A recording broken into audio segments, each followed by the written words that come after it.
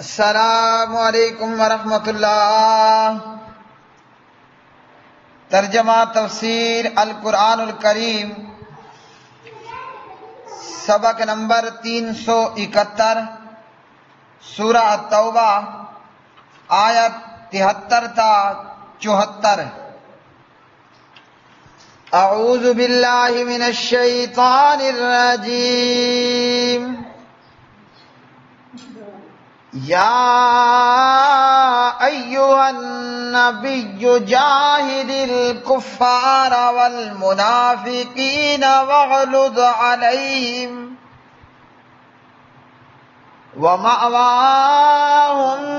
جہنم وبئس المصیر۔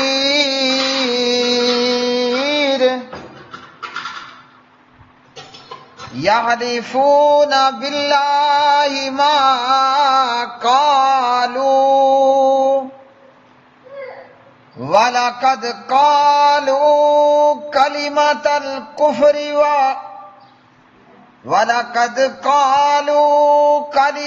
الْكُفْرِ وَكَفَرُوا بَعْدَ إِسْلَامِهِمْ وَهَمُّوا بِمَا لَمْ يَنَالُوا وَمَا نَقَمُوا إِلَّا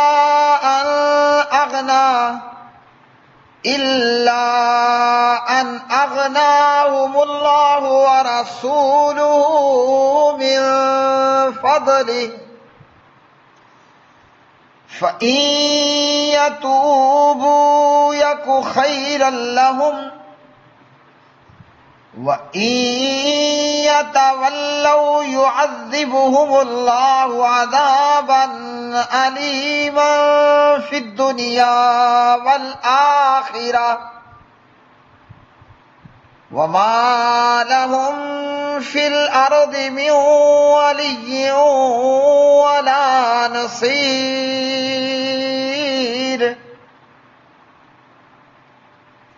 اے نبی صلی اللہ علیہ وسلم، کافروں اور منافقوں سے جہاد کیجئے اور ان پر سختی کیجئے، اور ان کا ٹھکانہ جہنم ہے اور وہ لوٹ کر جانے کی بری جگہ ہے۔ وہ اللہ تعالیٰ کی قسم کھاتے ہیں کہ انہوں نے بات نہیں کہی، حالانکہ بلا شبہ یقیناً انہوں نے کفر کی بات کہی، اور وہ اپنے اسلام کے بعد کفر کیا اور اس چیز کا ارادہ کیا جو انہوں نے نہیں پائی، اور انہوں نے انتقام نہیں لیا مگر اس کا کہ اللہ تعالیٰ اور اس کے رسول صلی اللہ علیہ وسلم نے انہیں اپنے فضل سے غنی کر دیا۔ پس اگر وہ توبہ کر لیں تو ان کے لیے بہتر ہوگا، اور اگر منہ پھیر لیں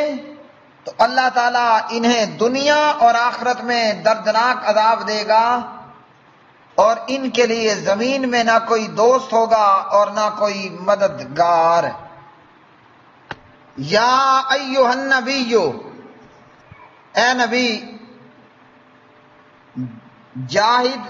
جہاد کیجئے الکفار کافروں سے، والمنافقین اور منافقوں سے، واغلظ اور سختی کیجئے علیہم ان پر، ومأواہم اور ان کا ٹھکانہ جہنم ہے، وبئس اور وہ بری ہے، المصیر لوٹ کر جانے کی جگہ۔ یحلفون وہ قسمیں کھاتے ہیں اللہ تعالیٰ کی، ما قالوا نہیں انہوں نے کہی، وَلَقَدْ حالانکہ یقیناً ضرور، قالوا انہوں نے کہی، کلمۃ الکفر کفر کی بات، وَکَفَرُوا اور انہوں نے کفر کیا، بعد اسلامہم اپنے اسلام کے بعد،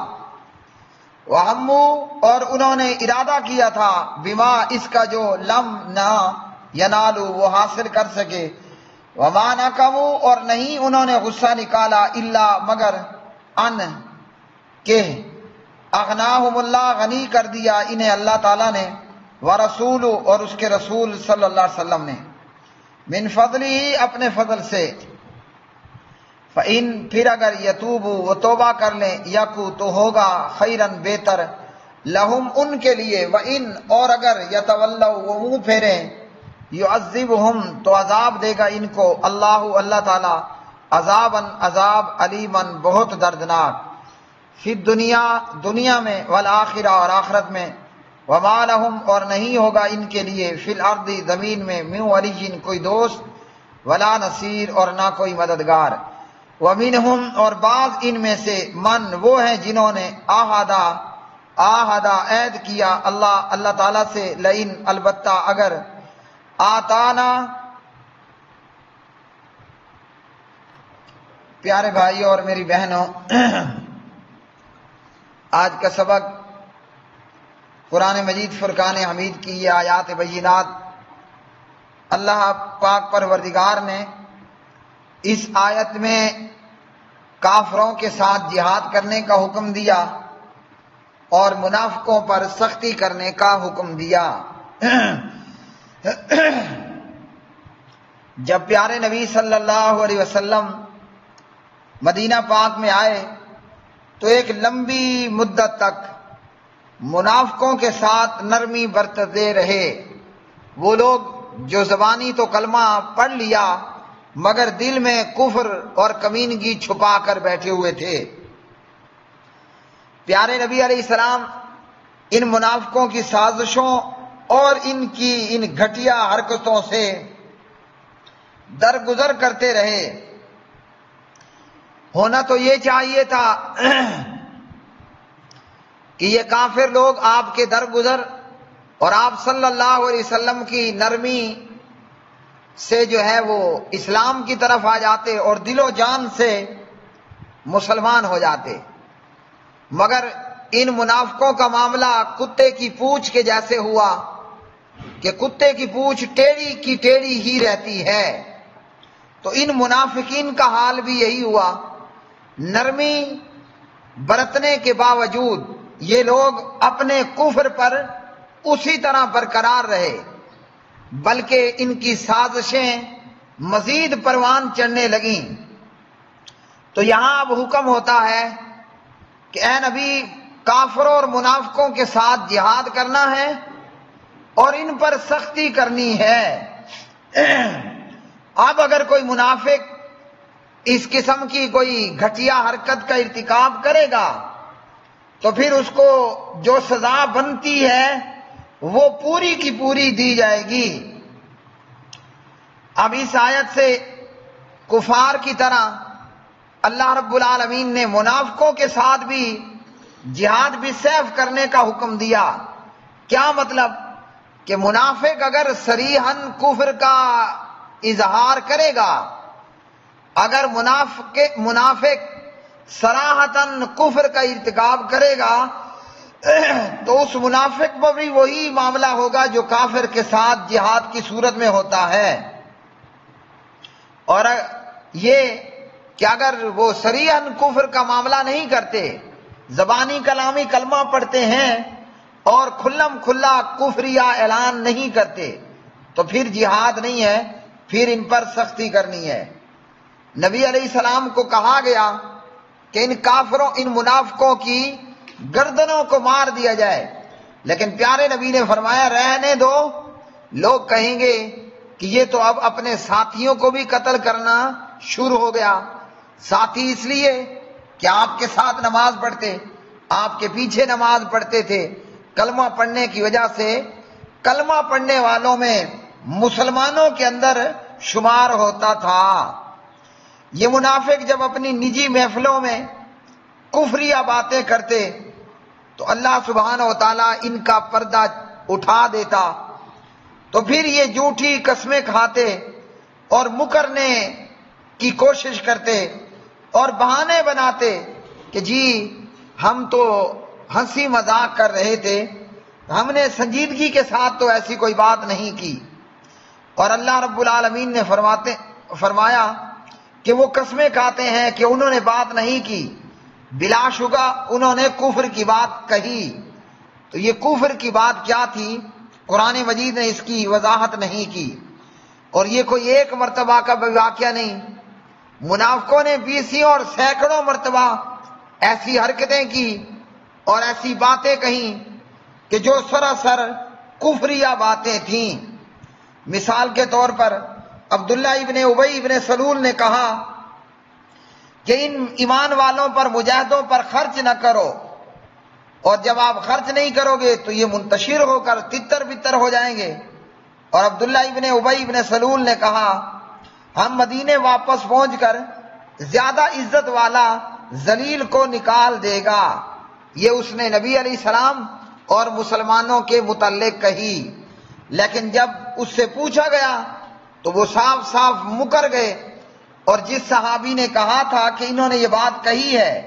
یعنی حضرت زید بن ارقم رضی اللہ تعالی عنہ، تو ان کے پاس گواہ کوئی نہیں تھا، اور منافق اپنے کہے ہوئے اس کفریہ کلام سے اور بات چیت سے مکر گئے۔ تو اللہ رب العالمین نے پھر سورہ المنافقون نازل فرما دی، پارہ 28 میں اذا جاءک المنافقون۔ تو ان لوگوں نے یہ کفریہ بات کوئی ایک مرتبہ نہیں کی، یہ 20 مرتبہ چھپ چھپا کے